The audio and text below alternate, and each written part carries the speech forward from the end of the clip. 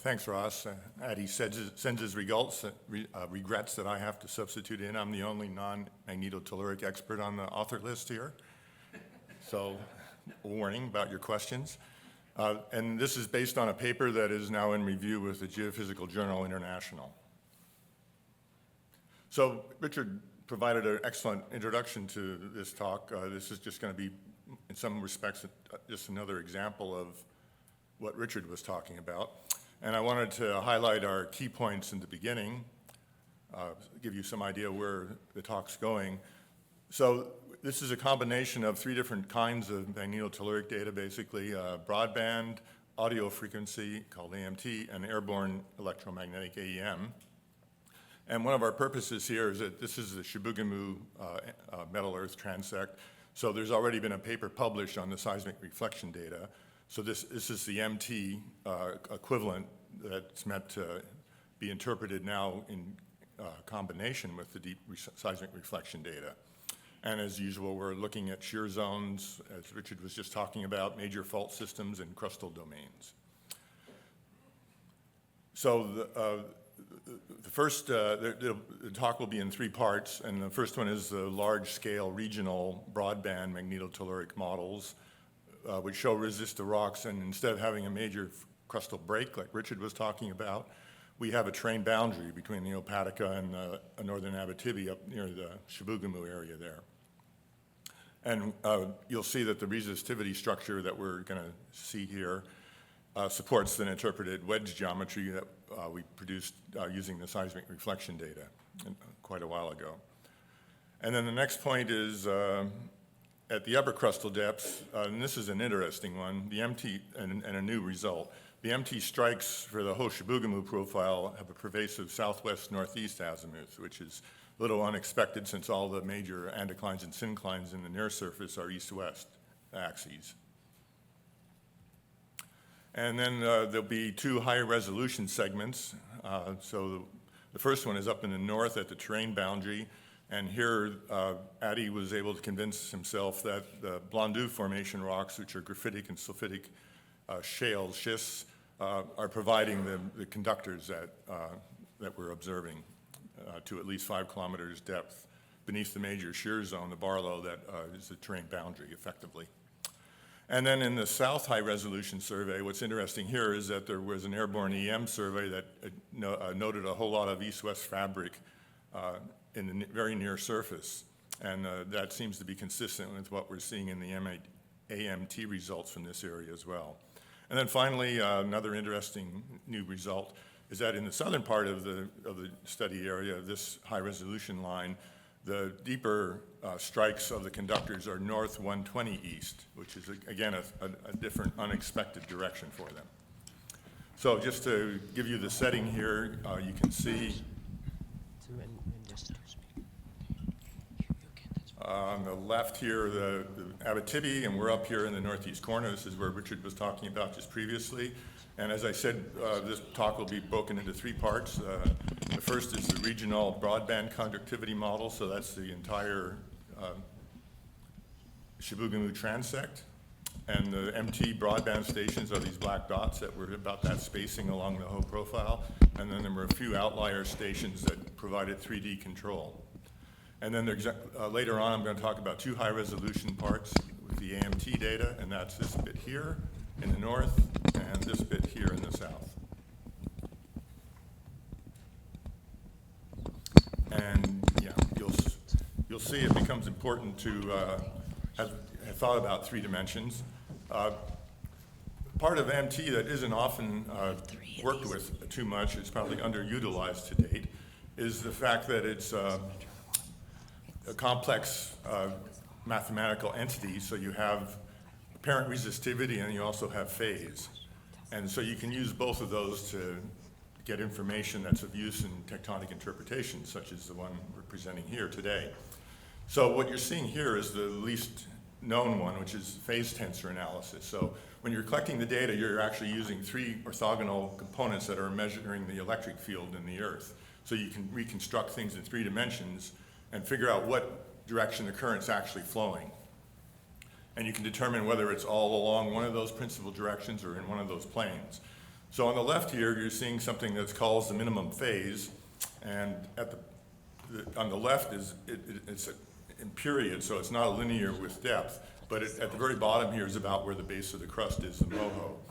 And what you're seeing with minimum phase is that the red colors here, and these little ellipses, are indicating where the conductivity increases as you go to greater depths. So you can see that there's a lot of conductivity here in the mid-crust in the south, but it's very resistive throughout the crust pretty much in the north. And then there's a lot of conductivity in the center here. And this is the boundary here between the Hepatica and the Abitibi. On the right, you're seeing something called the skew or the tipper. And what's interesting here is it gives us a lot of information about the three-dimensionality of the conductors and what kind of modeling you need to do to get a proper resistivity or conductivity section. So the color the reds can tell you that it's a very complex electric current direction, so it has to be modeled in 3 dimensions. And you can see again on the left here in the southern part of the transect, in the mid-crust and deeper, it's very 3-dimensional. Whereas in the north here, it's blue, so that means it's either 2D if you can make out a little ellipse here, or it's 1D if it's a proper circle. So you can see, and the direction of the major axis of the ellipse is telling you the major direction of the electric current flow. So this is where we're seeing clues about there being a northeast-southwest trend in the mid-crust or upper crust here beneath parts of the profile. And that's sort of highlighted in the bottom right here where the rose diagrams of the major axis direction. And you can see as you get down toward the moho here, here it's east-west as would be expected from the map structures at the surface. And then there becomes a northeast-southwest trend, and then there appears this 120 east trend as well as you get down toward the moho. And then we don't have much data below the moho and the lithosphere, but that's a bit more ambiguous. So at this point, we'll switch to the 3 profiles. So the first one is the regional one. And so here you see the standard Metal Earth Atlas presentation of the conductivity profile superimposed on the deep seismic reflection profile with a strip geology at the surface and some of the major faults highlighted with letters there. And so the top is just the data, and at the bottom you can see some annotations and interpretations on there. So this is a bit of a preview of what's coming later, but here you can see there's a very resistive wedge here that's consistent with where we interpreted the Hepatica wedging into the Abitibi from the north to the south. So the Abitibi uppermost crust gets ramped up on the Barlow fault at the surface here. There's a nice conductor there. And then in the deepest part of the crust, the Abitibi gets thrust underneath the Hepatica. And there's a slight offset in the moho here. Now what I'm worried about here is I seem to have jumped over a couple of figures. No, maybe not, okay. So with that regional context, now we can look at the northernmost part of the of the profile where we had a high resolution seismic reflection profile and also the AMT data. So we were focusing in on this one area that was of more particular interest for the Metal Earth purposes. And so this is along here you can see the Hepatica and the Abitibi, and this is near Chibougamau. So you can see here the distribution of the MT stations in red here, and green is the AMT stations, and there was a previous survey done that was before Metal Earth as well. In the background is the total magnetic intensity field, and the black lines at each site are showing the azimuths that we were talking about for the most near the very shallowest part of the MT conductivity analysis. And then the magenta dashed lines are conductive responses that were determined from this earlier survey over here. And finally, the light gray lines show the probable path of the conductors based on the combined interpretation of both data sets. And then if we look at the conductivity section, so you have to remember each one of these conductivity sections is a slice out of a 3D model, and ADDI's probably run about 1,000 models of conductivity and looks for and adjusts things, beginning parameters, and allows different things to vary, and some things he holds constant. And then he looks where the conductors that are labeled here are consistent in the most number of models, and then he picks one of the models that shows that conductor to the best advantage. But all that trial and error is giving him a lot of confidence that those conductors are real and aren't from somewhere else or some spurious cause. So what we're seeing here in this area, there you can see a nice strong conductor in the upper few kilometers, and that's the one that seems to correlate very nicely with the Blondeau formation, I believe, and the graphitic schists that are found there. And this is also part of the Barlow thrust fault system. So here again, we have nice conductors in a fault zone. And then further down, this big C3 anomaly seems to be part of that story. This blue here, CR2, is the big resistive wedge that we talked about earlier, that you're only seeing the uppermost, well, you're actually seeing quite a bit of it here. And so on the right here, you can see there's one long profile, which is the one at the top here. And then there's two cross profiles. Again, we have a 3D conductivity model. So we can, again, convince ourselves these conductors are real because we see them in the cross profiles as well. And you'd have to look over here to see where this one crosses. Crosses this feature here.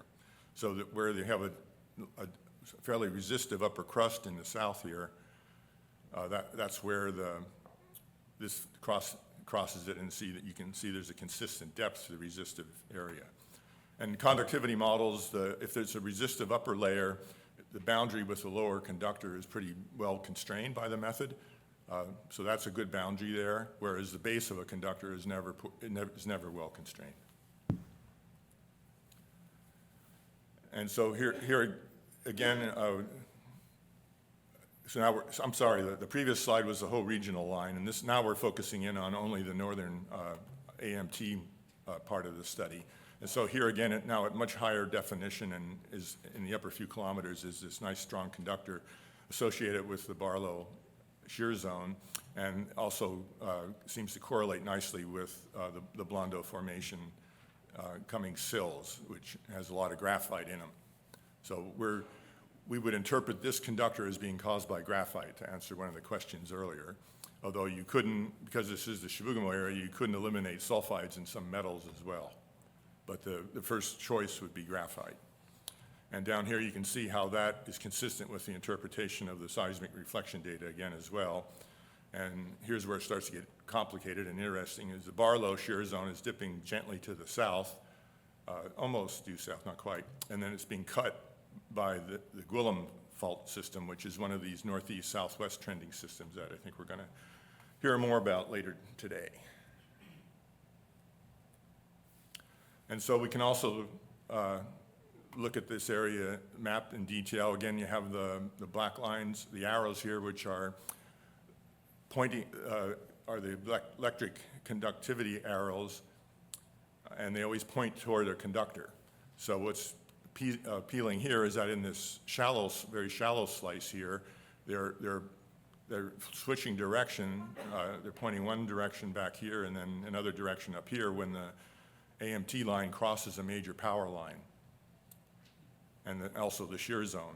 So there's a little, Addy was able to eliminate the power line effects because they only occur in a certain frequency band, and he was still able to convince himself that these arrows are actually pointing to the fan camp shear zone, and so there must be some conductive feature within that shear zone in the near surface, and these arrows are consistent with that interpretation. And on the right here, we're at a slightly deeper level, and you can see the arrows now are no longer pointing to the fault zone in all cases. So we're now seeing this another feature becoming apparent here. Again, we can look at the phase tensor information, and so the left here would be the plot that would show you if conductivity is increasing with depth. You can see it's not. And on the right here, you can see how 3D the effect might be, and the reds here are, again, the parts of the profile that would be clearly three-dimensional, and if it's one-dimensional or two-dimensional, the circles would indicate whether it's 1D or 2D. So here there's a little bit of 2D, but a lot of this seems to be one-dimensional, which would be currents pretty much flowing horizontally, so that if you only did one single MT station, you would get a pretty good idea what the conductivity is at depth. And then again at the bottom here is the Rose diagrams of the azimuths that are being determined where there's a two-dimensionality. And again, there's a lot of northeast-southwest indicated here in these mid-frequency ranges, mid-depths at about 5 kilometers that would be consistent with the fan cap shear zone at the surface.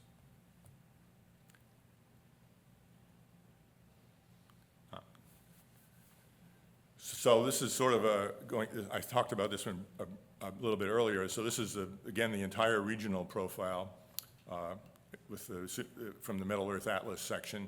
And again, you can see the resistive wedge here, or the Opatica into the Abitibi, the Barlow shear zone conductor.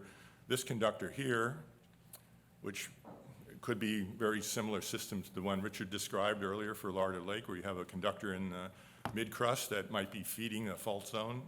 That's then producing a conductor up near the surface. And then as we go to the south, we come into another different regime of faults. And the boundary between the resistive upper crust and the more conductive lower crust seems to coincide with where a shear zone projects up to the surface south of the transect, so we can't make a very complete connection there, but it looks pretty likely, or possible, at least permissible. And this fault, then we can continue down here into the lowermost crust and down to the base of the crust, actually, as a possible detachment surface.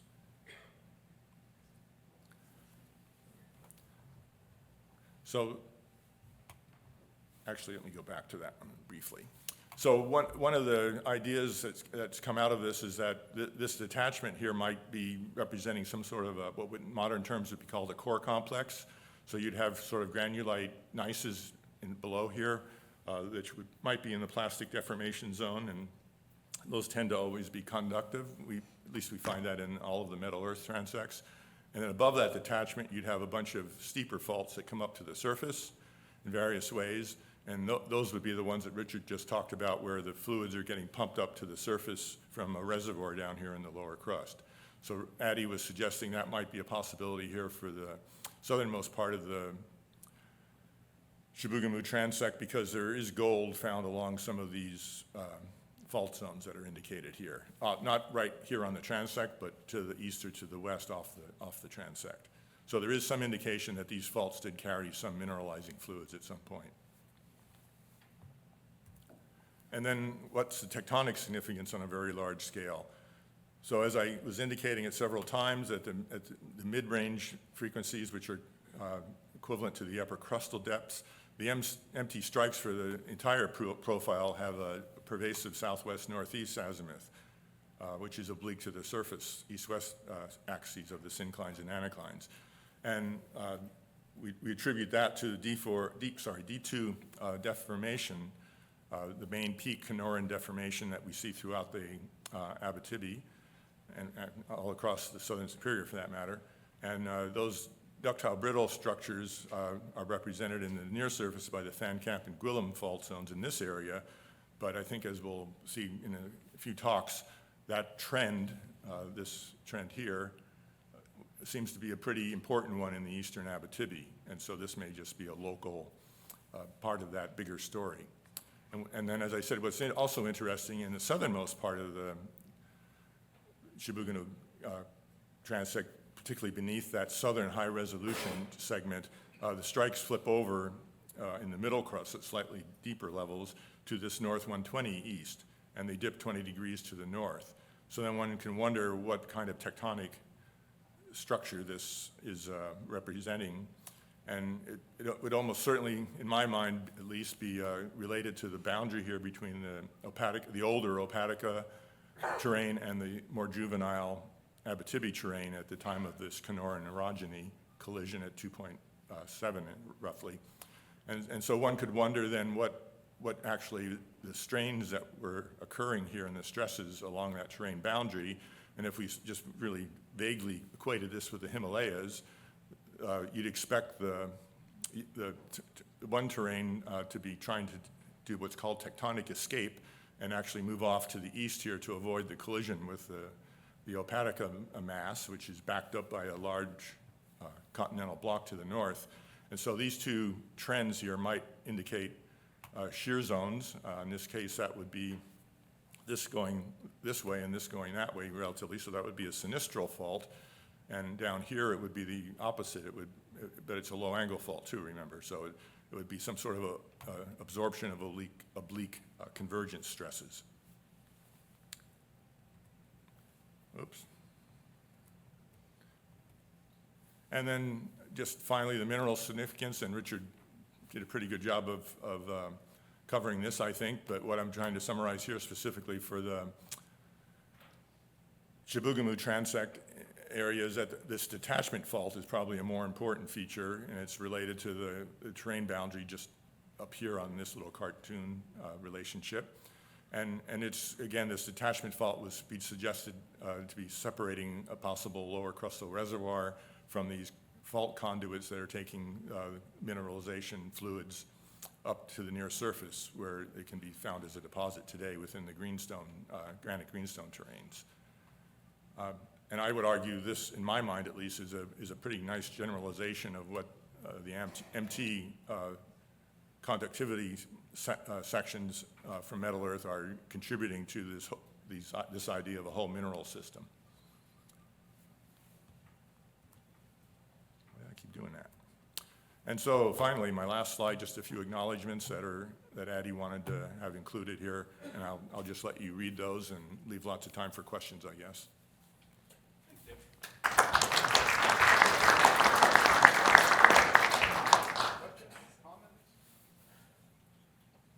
Just the geometry of the detachment surface.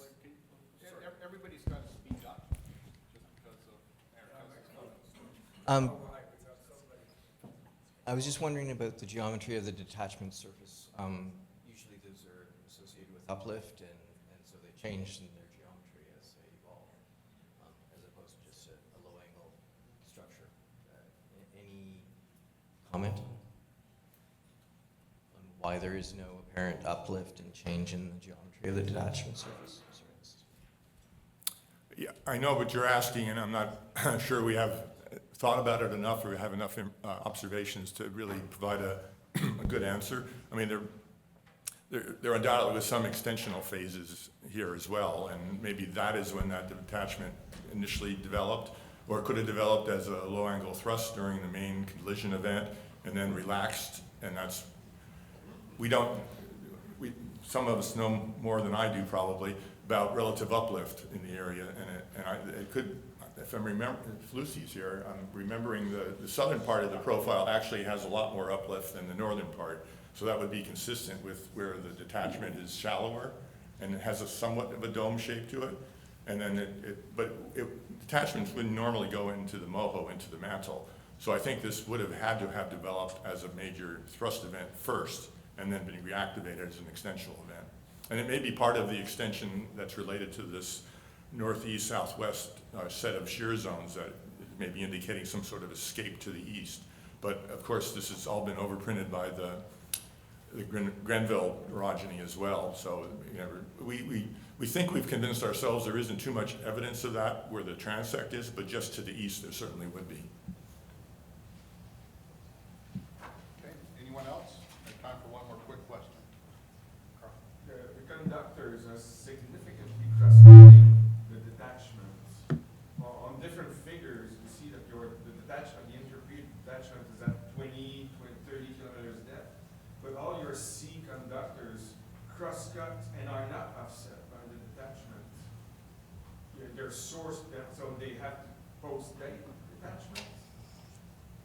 Yeah, so you're making me sort of adopt Richard's model and Graham's model pretty strenuously, and I'll do an escape here, and the trouble with the big conductors in the mid-crust, as I said during the talk, is the tops are very well constrained, but the bottoms aren't. They tend to get smeared out a lot.